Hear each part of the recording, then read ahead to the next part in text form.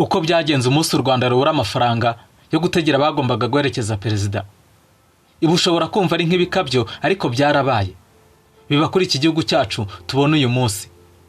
Ubundi imyaka 30 irashize ingabo za RPA zagaritse jenoside yakorewe abatutsi aho abarenga miliyoni bishwe mu minsi 100 gusa. Igihugu cyari cyarasenywe bikomeye n'abasize bakoze jenoside ku buryo kongera kucyubaka byarugwera kuri zero.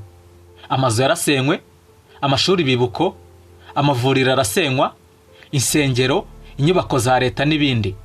Ikiruseho ubuzima bw'inzirakarengane zisaga miliyoni burahatikirira. Kari akazi katoroshye ku muryango wa FPR Inkotanyi wari umaze kugira uruhare mu guhagarika jenoside yakorewe abatutsi no gufata ubutegetsi. Yagombaga gutangira gutekereza uko yakubaka igihugu no kongera kubaka ubumwe mu banyarwanda. Icyo gihe abanyarwanda bari baracitsemo ibice bishingiye ku moko, aho buri wese yumvaga ko agomba kugira ubwoko abarizwamo ndetse kuri mu bwoko butandukanye n'ubwe hari ibyo adakwiye.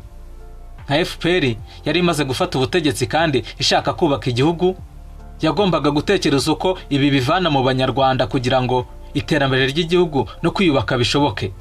Kuko nk'uko byumvikana byari kugorana hafi yo kudashoboka kubaka igihugu mu gihe cyacitsemo ibice. Ryari ihurizo kuri benshi, ndetse bamwe mu banyamahanga bagaragazaga ko u Rwanda rukwiye gucibwamo ibice bibiri, kimwe kigatuzwamo abahutu, ikindi kigatuzwamo abatutsi.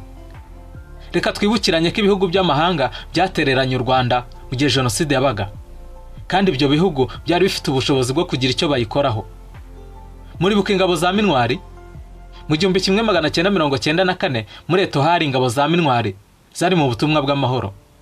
Izi ngabo jenoside yabaye bayirebera. Ubundi kubera ko zari ingabo zari mu butumwa bw'amahoro, byatumye abatutsi barenga 2000 bahahungira ari benshi bizeye kurindwa n'izi ngabo zari zifite intwaro. Ariko ibisiko byagenze, kuko ku itariki ya 11 z'ukwa 4 1994 Mintwari yabasize aho bose, ibasiga mu menyo y'intera hamwe n'abasirikare bari biteguye guhita babica. Nyuma y'ihagarikwa rya jenoside yakorewe abatutsi mu 1994, ibyatekerezwaga nk'ibidashoboka byarakunze kuko komisiyo y'igihugu y'ubumwe n'ubwiyunge mu 2020 yagaragaje ko igipimo cy'ubwiyunge mu banyarwanda cyageze kuri 94.7%. Ni umubare wagiye uzamuka uko ibihe biha ibindi, kuko nko muri 2015 ubumwe n'ubwiyunge mu banyarwanda bwari kuri 92.5%. Mu gihe muri 2010 igipimo cyabwo cyari kuri 82.3%. U Rwanda rwanyuze mu bihe bitoroshye, ariko hamwe no gushyira hamwe no kugira ubuyobozi bwiza, ibyo bihe rwaje kubinyuramo ndetse ubu ruhagaze neza. Ariko uru Rwanda tubona uyu munsi hari igihe rutari runashoboye gutegera abayobozi baherekeza perezida mu rugendo cyangwa se mu ruzinduko mu gihugu runaka. Reka turebe uko byagenze ubwo u Rwanda rwaburaga amafaranga yo gutegera abari buherekeze perezida muri Amerika. Nge mugiye kubana ndi Gustave Abayisenga.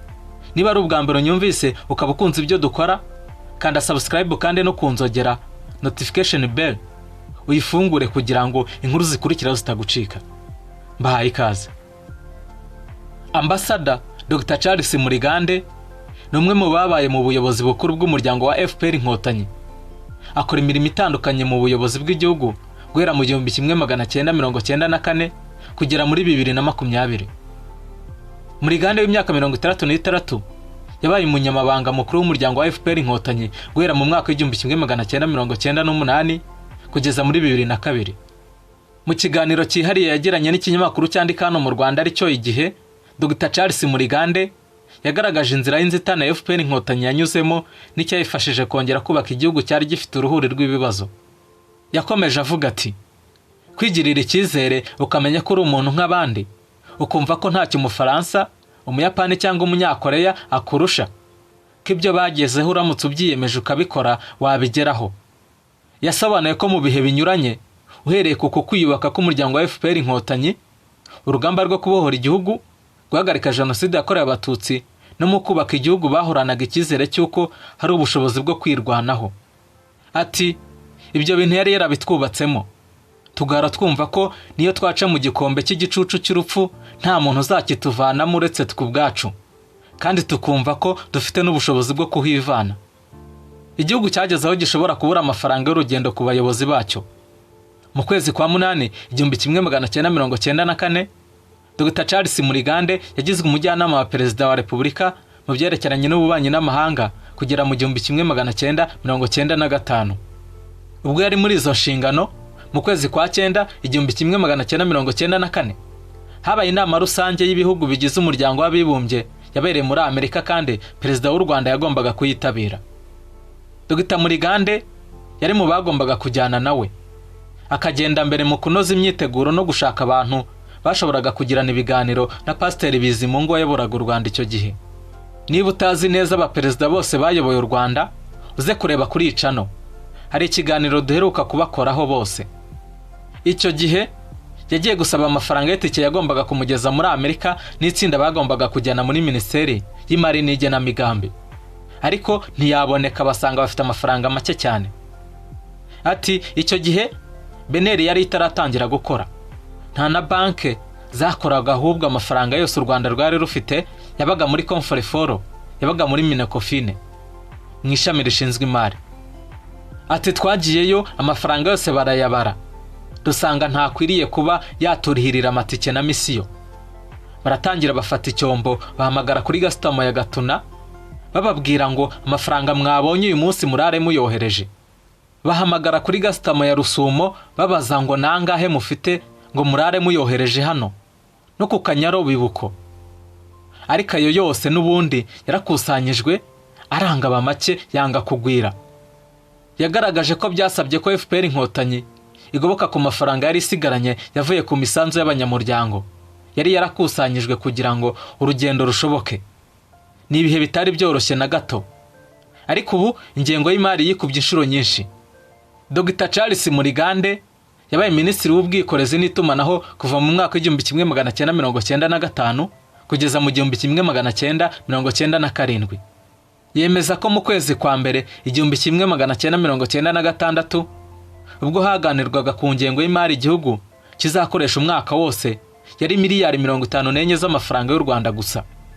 Kuri ubu u Rwanda rumaze gutera intambwe ikomeye, kuko ingengo y'imari ya leta y'umwaka 2024-2025 ingana na miliyari 5,690 n'igice kimwe z'amafaranga y'u Rwanda, bishimangira ko yikubye inshuro nyinshi.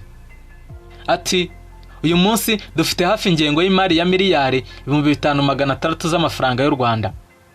Urumva aho twavuye naho twageze, ariko kugira ngo tuhave nicyo cyizere twigiriye, kudacika intege, twiyemeza gukora.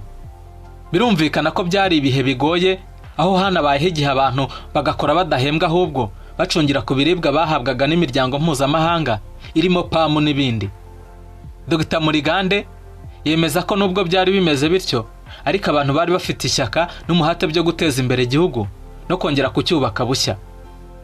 Ati ikiza abantu bose barakoraga ku buryo no gutaha wabonaga batabishaka, bari bafite inyota yo gukora. Ngira ngo abantu baje kononekara guhera aho umushahara uziye. Ikindi cyafashije bikomeye FPR Inkotanyi ni ibiganiro byo muri Village Urugwiro, byahaye umurongo ko ibibazo igihugu cyari gifite bigomba gushakirwa ibisubizo. Kuri ubu imyaka 30 irashize FPR Inkotanyi iyoboye igihugu, u Rwanda rutekanye, rufite amahoro, rwubashywe ku ruhando mpuzamahanga, kandi ubukungu bwarwo butera imbere ubutitsa. Ubu u Rwanda rumeze neza kuruta ikindi gihe. Iterambere ry'u Rwanda rigaragarira mu bintu byinshi. Aha twavuga ibikorwa remezo nk'amashuri, amavuriro, imihanda, inyubako zakira inama zitandukanye nka Convention Center, Kigali Arena, amasitade yarubatswe, dufite umutekano uhagije, urwego rw'ubukerarugendo ruhagaze neza, n'ibindi byinshi biri ku rwego rwiza ugereranije n'uko byahoze. Ibi ntabwo byari gushoboka iyo u Rwanda ruba rutari mu maboko y'ubuyobozi bwiza. Reka ikiganiro cya none ngisoreza aha. Niba inkuru wayikunze kanda like, utubwire uko ubyumva muri comment section, unayisangiza abandi. Subscribe yo nizere ko wayikanze kera. Nge mwari kumwe ndi Gustave Abayisenga. Mugira amahoro.